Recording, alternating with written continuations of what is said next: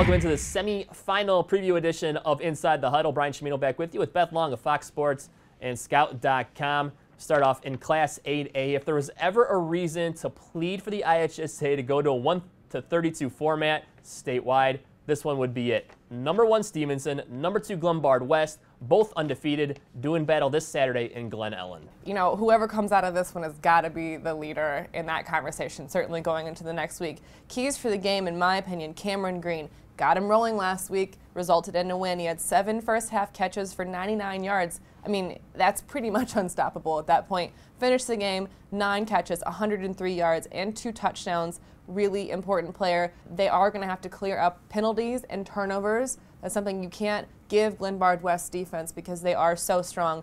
Lombard West, Sam Brodner, no surprise, he's got to continue to be a game changer. Last week, 173 yards, 2 touchdowns. Lombard West has tons of momentum after coming back from 21 points, down to win that game. And it really could be a matchup of the area's best defense, Lombard West, and the best offense, Stephenson. So it should be a very exciting game. Checking out the other side of Class 8A, the Simeon Wolverines will attempt to get downstate for the very first time in school history in the sport of football, and they take on Homewood Flossmoor at Gately Stadium.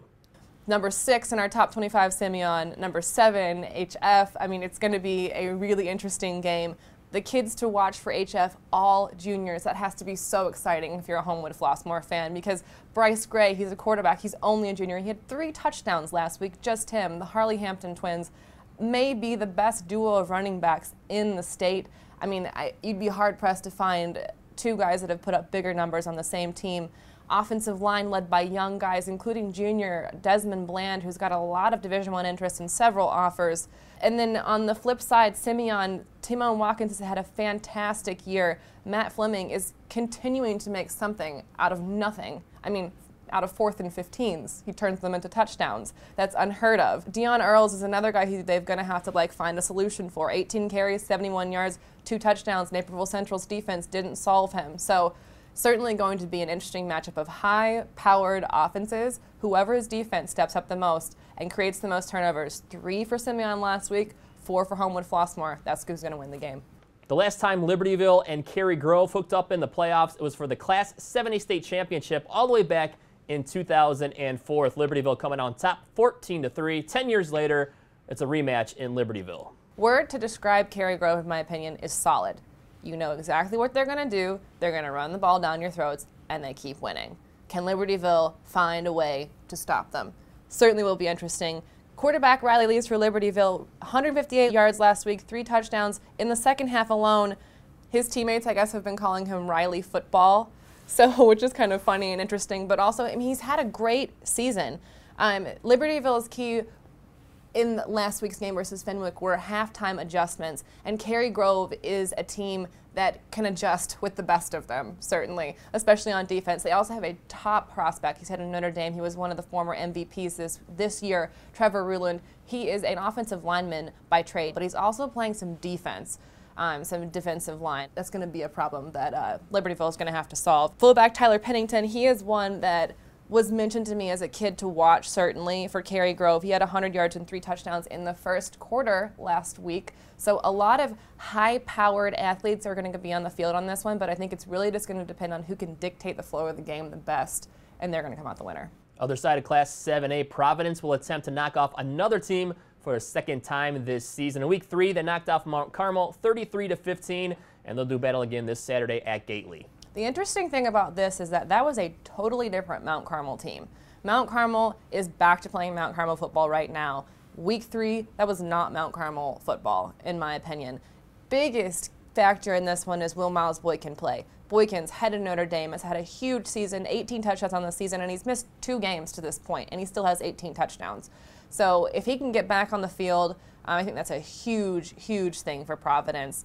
But, they've won 2 games this season without him. They've got Richie Warfield, who's having a great year, can put the ball on the ground and run. They've got several other wide receiver threats, including Nate Vavoda, who's headed to Iowa to play tight end. So no lack of star power there. Mount Carmel's defense has been just stepping up as of late. 5 sacks last week. Kevin Thurman had 1 sack, 7 tackles, a couple other defensive guys to watch. And of course, you have to keep an eye on running backs. Anthony Reese and A.J. Lewis didn't have great weeks last week, but I expect them to get back in the game this week. And Anthony Thompson, I mean, what can you say? He stepped up last week, and that was a huge reason why Carmel won. Down in Class 6A, Nazareth just continues to roll, blowing out Lake Forest last week by 30 points, and they'll be challenged a little bit harder this week against Wheaton St. Francis. Certainly, St. Francis, only team that was unranked to jump in my top 25 this week. Much deserved, I believe, to be in there. Clint Babowski, 4 first-half touchdowns in a 41-14 win over Hinsdale South. I mean, that's a statement, I would say, in the strongest kind. St. Francis wide receivers, they love to spread the love. There's lots of talent in the wide receiver core, so there's lots of guys for Nazareth's defense to have to key in on. St. Francis is playing great football. Nazareth is playing great football. Nolan Dean had a big week, 206 yards on 21 carries, 2 touchdowns. Julian Love, so he's a running back. Well, let's flip the tables. He's going to catch 2 long passes, one of them for a touchdown, 60-plus yarders to kind of get Nazareth's offense rolling last week. Both teams haven't really been challenged that much this postseason. I expect that to change this week. It's going to be a great game with 2 high-powered offenses. I think the key is Nazareth's offensive line. They're one of the most talented offensive lines in the area. We've mentioned Jack Shutak, the Kilcommons brothers. There's 3 Division I offensive linemen on that line. They are very large bodies, and Coach Racky has said that this is the key for us. So I would agree there and say that however well they perform could be the key for Nazareth to win. Finally, down in Class 4A, Phillips shutting down the undefeated Rockford Lutheran squad, 14-13, previously undefeated Rockford Lutheran, and they move on to the semifinals. And this one came down to a huge first quarter from Dwayne Collins. Threw to Quavon Skanes, no surprise there, for a touchdown in the first, ran a touchdown in, and then they hung on for dear life as Rockford Lutheran put up 13 points to move, within 1 point of them. Held on towards the end, though. Once that clock came down to 0, it was Phillips that came out on top, making their first trip to the semifinals. Like I said, a huge week for the CPS. So exciting for both Simeon and Phillips to be able to play in the semis. Dwayne Collins, obviously an athlete to watch in this one. He has been the difference this year for Phillips. Quavon Skanes, as of late, the junior has had some pretty big games and some game-changing performances. Flipping to their defense, Jamal Brown is headed to Illinois State, like we mentioned with Collins a few weeks ago. Amani Jones, he's only a junior too. He plays tight end for them as well, but he's had some really big plays at linebacker for Phillips. Cole City is making their first semifinals appearance since 2007, so it's been a while for both of them, and this matchup will be at Gately, so we'll see who moves forward to the state championship. And before we wrap up this edition, some recruiting notes. As the weather changes in Chicago dramatically and drastically, it also appears that commits can change as well. Yeah, certainly. Interestingly enough, Titus Booker, Grayslake North, just like super athlete, is headed to Wisconsin. He went up to an even worse weather game Saturday to watch the Badgers beat the Huskers.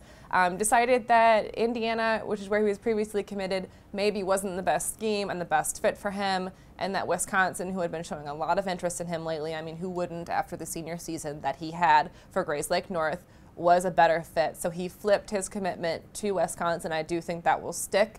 Also of note, Caleb Reams of Warren will play in the offense-defense All-American game in Florida in early January. He seems very excited about that. So you've got another All-American in the area. And Naquan Jones of Evanston, only a junior, but getting tons of recruiting interest, went to go visit Michigan State, picked up an offer before he left campus from the Spartans. Seems pretty interested in them, but he's got a long way to go before he makes a decision.